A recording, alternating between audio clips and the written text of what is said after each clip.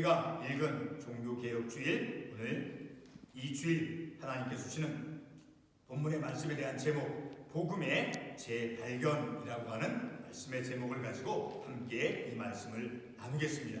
우리가 종교개혁주일을 맞이하고 그리고 종교개혁주일로 예배를 드리면서 우리의 삶 속에서도 오늘 우리가 읽었던 17절에 있는 말씀과 같이 의인은 믿음으로 말미암아 살리라 하는 말씀과 같이 우리가 하나님께로부터 의롭다 칭함을 받은 그러한 의인이죠. 그러나 동시에 우리가 꼭 기억해야 될 것은 죄인임과 동시에 의인으로서 우리가 삶을 살아가죠. 근데 하나님께서 우리에게 이렇게 의롭다 칭해 주셨죠. 그리스도를 믿는 믿음을 통해서. 그래서 의인은 무엇으로 살아가는가? 오늘 나는 하나님의 말씀을 의지해서 말씀대로 삶을 살아가는가? 믿음으로 삶을 살아가는가? 아니면 어떤 세상의 어떤 힘이나 물질 이런 것에 의지하면서 삶을 살아가는가 하는 내 믿음의 삶을 이런 말씀을 통해서 다시 한번 돌아봄을 통해서 내가 하나님 말씀 안에서 어떻게 믿음으로 온전하게 삶을 살아가고 있는가 하는 것을 다시 한번 깨닫게 되어지는 그러한 놀라운 하나님의 은혜를 입는 그러한 주일 우리가 예배를 드리게 되어지는 것입니다. 우리가 오늘 이 말씀을 통해서 특별히 이제 마틴 루터가 종교 개혁을 일으키면서 또 그때 당시 14세기, 15세기 그 중세기에 그 로마 카톨릭 교회와 교황은 면죄부 판매와 그리고 또 고해성사, 하나님이 하는 그 신부에게 고해성사와 그리고 인간의 선행 등을 강조하면서 구원의 길을 제시해 주었죠. 자, 이러한 가톨릭 교회와 교황은 성경의 해석권을 가진다고 주장했죠. 그리고 성경의 권위를 교회 아래 두면서 그들의 삶을 살아갔습니다. 자, 더욱이 연옥설과 같은 죽은 자를 위해서 헌금이나 또 공적을 요구하는 등의 그런 타락과 부패, 그야말로 영적인 어두움의 시기였던 것입니다. 자, 이런 때 젊은 청년 루터는 이제 비텐베르크 성당에 가톨릭 교회와 그 교황의 타락과 부패에 대해서 95개 조항의 반박문을 내걸고 이제 종교 개혁을 일으켰습니다. 젊은 청년 루터가 교회와 교황의 그 부패와 타락에 대해서 이제 개혁을 실천한 것은 바로 그가 오늘 우리가 읽었던 이 본문의 말씀 로마서 1장 17절의 말씀 오직 의인은 믿음으로 말미암아 살리라라는 그 복음의 능력을 그가 성경 말씀 안에서 새롭게 발견하고 깨달았기 때문이다라는 것입니다. 저는 이곳 미국에 와서 이제 2004년부터 지금까지 목회자로서 사역의 삶을 살아오면서 과연 나는 얼마나 믿음으로 삶을 살아왔는가 하는 그러한 문제에 직면해서 특별히 작년 2020년은 마치 인생의 사춘기를 보내는 그러한 청년들과 같이 청소년들과 같이 그 청소년들이 겪는 것과 같이 아주 심각하고도 고통스럽게 영적인 고뇌의 시간을 가진 그러한 체험을 하였습니다. 제가 겪은 가장 근본적인 영적인 문제는 과연 내가 내 모든 삶의 영역 속에서 물질과 관련된 그러한 경제적 삶 그리고 자녀 교육의 그 영역 속에서 그리고 사람들과의 관계, 대인 관계 속에서 또 사회 활동에서 내 모든 삶의 영역 속에서 정말로 내가 믿음으로 삶을 살아왔는지 아니면 부끄럽게 삶을 살아왔는지에 대한 그러한 처절한 영적 번민의 시간을 가졌었습니다. 하이스쿨 이제 트랙에 가서 운동을 할 때 달리기를 하면서 8바퀴를 돌면서 그때 눈물을 쏟으면서 주님께 나의 교만함과 그의 나의 어리석음과 믿음 없음을 고백하며 그래서 잃어버린 나 자신을 말씀을 통해서 말씀을 깨달음을 통해서 찾기 시작하였습니다. 하지만 우리가 내 삶 속에서 내가 누구인가를 하나님의 말씀을 통해서 내가 누구인가를 찾지 못하는 그러한 인생은 온갖 불의함과 그리고 거짓됨과 타락 속에서 거짓된 자신의 모습을 가지고 그리고 이중적인 그런 삶의 자신을 내맡기고 삶을 살아가게 된다는 것입니다. 참된 자신을 찾는 것은 오직 하나님의 말씀 안에서만 가능한 것입니다. 오늘 본문의 사도 바울은 복음 안에 하나님의 구원하시는 능력이 있음을 선포하고 있습니다. 그것은 바로 복음 안에 하나님의 의가 나타나서 믿음으로 믿음에 이르게 한다는 진리인 것입니다.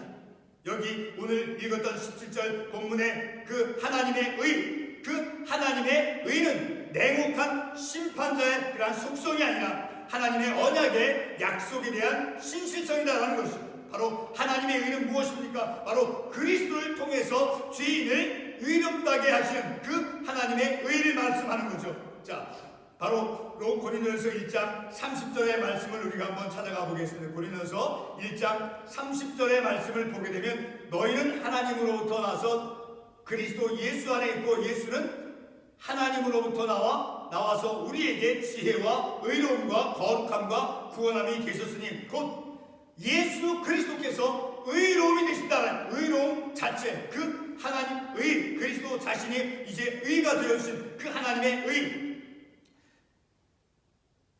그러한 하나님의 의가 바로 냉혹한 심판자의 모습으로 나타나는 것이 아니라 바로 말씀을 드렸지만 하나님의 언약의 약속에 대한 신실성의 속성이다라는 거예요. 자, 그 하나님의 약속에 대한 신실성의 모습을 우리가 같은 로마서 3장 22절 이하 그리고 26절에서 말씀을 통해서 알 수 있죠. 우리 로마서 3장 22절에서 26절을 한번 가보겠습니다. 22절에 보게 되면 예수 그리스도를 로마 3장 예수 그리스도를 믿음으로 말미암아 모든 믿는 자에게 주신 하나님의 의니, 그러니까 하나님의 의는 예수 그리스도를 믿는 믿음으로 말미암아 주어지게 된다는 거예요. 자, 23절 말씀에 모든 사람이 죄를 범하였으며 하나님의 영광에 이르지 못하니까 모든 사람이 다 죄를 범함으로 하나님의 영광에 이를 수 없었죠. 그래서 24절 말씀에 그리스도 예수 안에 있는 속량으로 말미암아 대속의 죽으심으로 말미암아 대속의 사역으로 말미암아 하나님의 은혜로 값없이 의롭다 하심을 얻은 자 되었느니라. 예수 그리스도의 대속의 죽으심으로 말미암아 속량이 되어주심으로 말미암아 하나님의 은혜로서 거저 값없이 우리의 그 예수, 나를 위해서 십자가에서 돌아가신 예수 그리스도를 믿는 믿음으로 말미암아 은혜로 값없이 우리를 하나님께서 의롭다 칭해 주셨다는 거죠. 자, 계속해서 로마 3장 25절 말씀에 보면 이 예수를 하나님이 그의 피로써 믿음으로 말미암은 화목제물로 세우셨으니, 자, 예수를 하나님께서 이제 화목제물로 삼으셨다는 거예요. 바로 그것은 이는 하나님께서 길이 참으시는 중에 지은 죄를 간과하심으로 자기의 의로우심을 나타내려 하심, 하나님의 의로우심, 그 의로우심을 이루시기 위해서 바로 예수 그리스도께서 우리를 위해서 십자가에서 대속의 제물이 되어주셨다는 거예요. 계속 26절에 보면 곧 이때 자기의 의로우심을 나타내서 자기도 의로우시며 또한 예수 믿는 자를 의롭다 하려 하십니다. 그러니까 우리를 하나님께서 의롭다 칭해 주셨다는 거예요. 하나님의 의. 자, 그러한 의를 우리에게 주심으로 전 그리스도를 통해서 우리에게 전가된 그 의로움, 그래서 우리를 하나님께서 의롭다 칭해 주셨다는 거죠. 바로 그러한 하나님의 의. 자, 이렇게 복음을 믿음으로 말미암아 바로 구원이 우리에게 임하게 되는 그 위대한 하나님의 능력, 그 하나님의 능력을 우리가 다시 한번 깨닫고 오늘 읽었던 본문 17절의 말씀과 같이 오직 믿음으로만 삶을 살아가는 저와 여러분의 삶이 되어져야 함을 오늘 우리가 읽은 이 본문의 말씀을 통해서 깨닫게 되어지는 것입니다. 오늘 우리가 이 말씀을 통해서 로마서 5장 1절의 말씀을 한번 가보겠습니다. 로마서 5장 1절의 말씀. 자, 그러므로 우리가 믿음으로 의롭다 하심을 받았으니 우리 주 예수 그리스도로 말미암아 하나님과 화평을 이루자. 자, 하나님께로부터 우리가 예수 그리스도를 통해서 의롭다 칭함을 받았죠. 바로 그것은 예수 그리스도께서 우리를 위해서 대속의 제물이 되었음을 통해서 우리가 그 예수 그리스도를 믿음으로 말미암아 의롭다 칭함을 받게 되었죠. 하나님 안에서 그리스도를 통해서 믿음으로 이제 값없이 하나님의 은혜로서 우리가 하나님께 의롭다 칭함받은 그런 하나님의 자녀가 되었죠.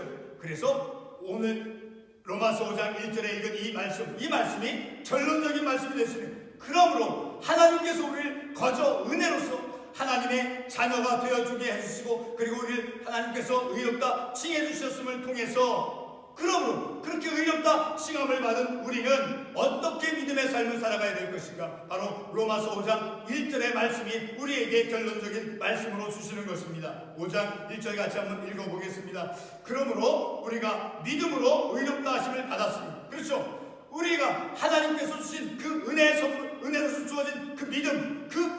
믿음으로 이제 우리를 의롭다 하심을 받았어요. 의롭다 칭해 주셨어요.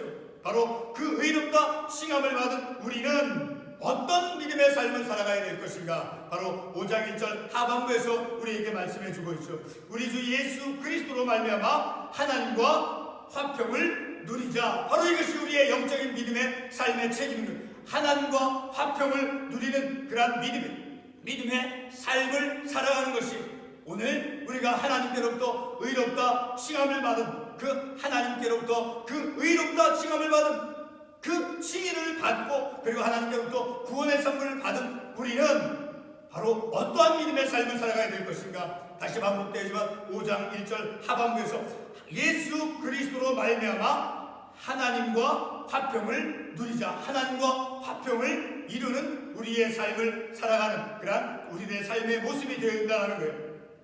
그래서 오늘 우리는 이러한 말씀을 통해서 오직 성경, 오직 하나님의 말씀만이 우리의 신앙과 삶의 표준이 되어진다는 그것을 깨닫고 오직 성경 말씀으로만 그리고 오직 믿음으로만 우리의 구원은 어떠한 행위나 공적에 의해서 우리가 구원받는 것이 아니라 예수 그리스도의 대속의 제물이 되어짐을 통해서 그 예수 그리스도를 통해서 그 예수를 믿는 그 믿음으로 오직 믿음, 오직 성경, 그리고 오직 그리스도만이 십자가에서 우리를 위해서 십자가의 대속의 제물이 되었어요. 그 예수 그리스도만, 오직 그리스도만으로, 그리고 오직 은혜, 우리에게 하나님의 그 선물인 구원의 선물이 어떻게 주어진다라고 오늘 본문의 말씀에서 말씀하고 있습니까? 값없이 은혜로 주어진다라고 말씀하고 있죠. 그러니까 오늘 우리는 이 종교개혁주의 예배를 드림을 통해서 오직 성경만으로, 오직 성경의 말씀, 그리고 오직 믿음으로만, 그리고 오직 그리스도만, 그리고 오직 은혜만으로, 그리고 모든 것은 다 하나님께서 주신, 그러니까 하나님께 영광을 돌리고 오직 하나님께만 영광을 돌려드리고 오직 말씀으로, 오직 믿음으로만, 그리고 오직 그리스도만을 통해서 우리의 믿음의 삶을 살아가는 그러한 우리들의 믿음의 삶이 되어져야 됨을 우리가 이 말씀을 통해서 깨닫는 것입니다. 특별히 우리가 이 종교개혁주의를 우리가 맞이하고 그리고 예배를 드림을 통해서 다시 한번 이 마틴 루터가 복음을 새롭게 깨닫고 발견했던 것처럼 오늘 우리에게 주신 이 말씀, 특별히 17절 하반부에 다시 보면 오직 의는 믿음으로 말미암아 살리라. 하나님께로부터 우리가 의롭다 칭함을 받은 우리들은 이제 믿음으로 세상의 어떤 물질이나 세상의 어떤 힘이나 그런 것을 의지하면서 우리가 삶을 살아가는 것이 아니라 오직 의는 무엇으로 살아간다라고 말씀하고 있습니다. 믿음으로 말미암아 오직 믿음으로, 오직 예수, 오직 그리스도, 오직 하나님의 은혜, 오직 성경 말씀, 오직 하나님께만 영광 돌리는 우리의 믿음의 삶이 되어지기를 바라서 함께 이 말씀을 나눴습니다. 함께 기도하겠습니다.